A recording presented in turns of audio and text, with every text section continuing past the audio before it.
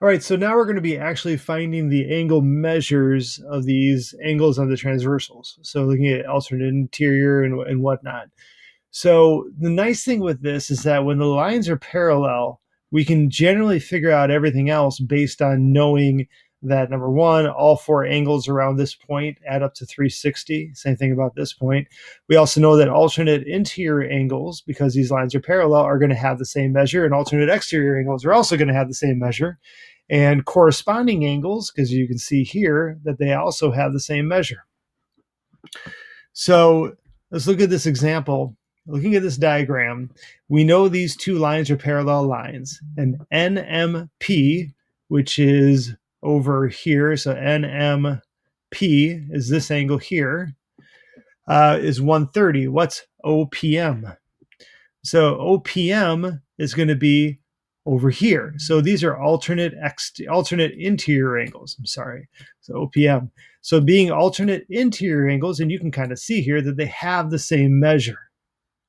Okay. And so they're alternate interior angles and they're congruent, which means they have the same measure. So that one would also have to be 130 degrees. Looking at this, these are parallel lines. And ONP is 125.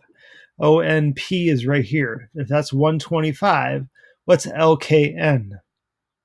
So LKN, you notice, is going the same direction. It almost would be easier if they said this is angle 1 and angle 2. But that's just not what they did. They labeled it with the actual letters. So ONP is 125. LKN is congruent because they're both corresponding angles, which means they have the same measure, and they're 125.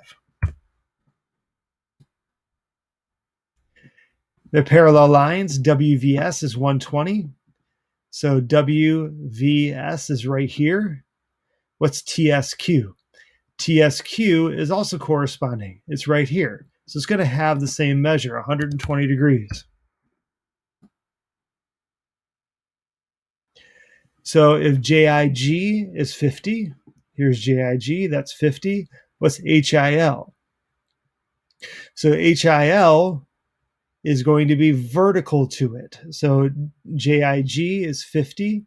HIL, since it's a vertical angle, is going to have the same measure. It's also going to be 50.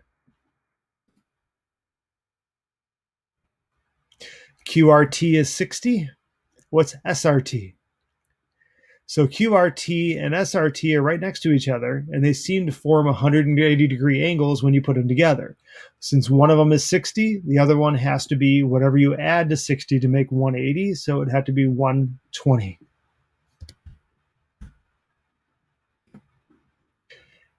That's it.